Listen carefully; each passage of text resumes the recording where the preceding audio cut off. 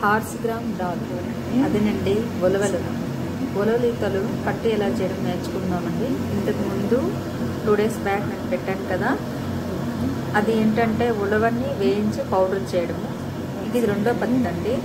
మనం ముందుగా నానబెట్టి చేసుకోవాల్సింది, తక్కువతోనే అయిపోతుంది. ఇది కూడా మనమైతే కనుక ఉలవల్ని ముందు రోజు రాత్రి శుభ్రంగా కడిగి నానబెట్టుకోవాలండి. మట్టి ఏమి లేకుండా చూసుకోవాలి. నానబెట్టుకున్న తర్వాత మరుసటి రోజు అయితే కనుక ఆ నీళ్లు వంచేయాలి. వంచేసి మనము నానబెట్టిన ఉలవలు కాబట్టి తొందరగా ఉడికిపోతాయి.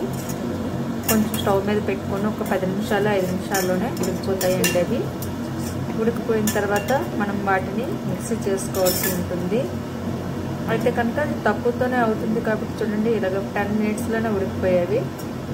చల్లగా అయిన తర్వాత అయితే కనుక మిక్సీ చేసుకోవాలి.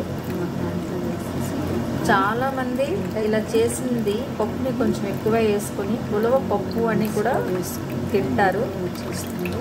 అదేంటంటే స్నాక్ ఐటెం లాగా తినొచ్చు, పచ్చి ఉల్లిపాయలు అన్నీ వేసుకొని. లేదు కట్టు అంటే మనము ఇంట్లో రసము డైలీ తిని కదా రసము, ఇలాగ అప్పుడప్పుడు చేస్తే బాగుంటుంది. ఆ కట్టు అన్నది చేసుకోవడానికి కూడా ఉపయోగించుకోవచ్చు. ఈ ఉలవలు బాయిల్ చేసిన వాటర్తో కూడా కొన్నిసార్లు రసం చేసుకోవచ్చు. లేకపోతే అలాగా కొంచెం సాల్ట్ వేస్తాం కాబట్టి తాగేయచ్చు. లేదు అంటే మనము మిక్సీ చేసేటప్పుడు దాన్ని యూజ్ చేసుకోవచ్చు.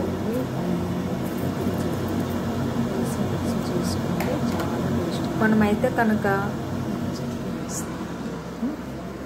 ఏం చేయాలంటే మిక్సీ చేసుకునేటప్పుడు మనము వెల్లుల్లి, జీలకర్ర, అల్లము వేసి మిక్సీ చేసుకుంటే, పచ్చిమిర్చి వేసుకుంటే టేస్ట్ బాగుంటుంది. ఈ లోపల మిక్సీ చేసిన తర్వాత అంటే ఇవతల మిక్సీ చేసుకునేటప్పుడు వేరొక పాత్రలో మనం ఉలవలు ఉడకబెట్టిన పాత్రలో కానీ వేరొక పాత్రలో కానీ నేను కొంచెం లేడీస్ ఫింగర్స్ ఇలా ఏవైనా క్యారెట్ లేకపోతే ములక్కాడలు ఏవి ఉంటాయి మనం తక్కువ చేసుకునేటప్పుడు తొందరగా ఉడికే చేసుకుంటే బెటరు. ఆనపకాయ ముక్కలు లేకపోతే వంకాయలు ఇలా ఏవో 2-3 వెజిటబుల్స్ ఉంటాయి కదా, మన ఇంట్లో ఉండే వెజిటబుల్స్ని వేసేసి చింతపండు రసంలో బాయిల్ చేసుకోవాలి. అందులో కొంచెం కరివేపాకు, ఉల్లిపాయలు కూడా వేస్తే టేస్ట్ వస్తుంది. పచ్చి ఉల్లిపాయలు వేసి అది మామూలుగా బాయిల్ చేస్తాం. ఆ తర్వాత ఆల్రెడీ చల్లగైన ఉలవల్ని మిక్సీ చేసుకున్నాం కదా, అది జస్ట్ అది వేసేయడమే. బంకేం ఉండదండి. అదే మినపకట్టుకైతే బంక్ ఉంటుంది, దీనికి అసలు ఏం బంక్ ఉండదు. వేసేసి కలిపిస్తే చాలు.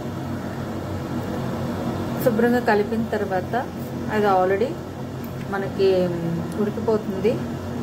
ఉడికిపోయిన తర్వాత మనం తర్వాత పోపు వేసుకుంటే సరిపోతుంది. పోపు వేసుకునేటప్పుడు వెల్లుల్లి, ఎండుమిర్చి, ఆవాలు, జీలకర్ర ఆల్రెడీ వేసేసాం కాబట్టి వేయాల్సిన అవసరం లేదు. కరివేపాకు మాత్రం వేసుకుంటాం. వేసుకొని పోపు వేసేసుకోవాలి. వేసుకున్న తర్వాత మనకు పొంగు వచ్చేంత వరకు మనము ఉడికించుకుంటే మంచిది. చాలా టేస్టీ, చూడండి ఎంత మంచి ఫ్లేవర్ వస్తుంది. చాలా బాగుంటుంది, తక్కువలో అయిపోతుంది.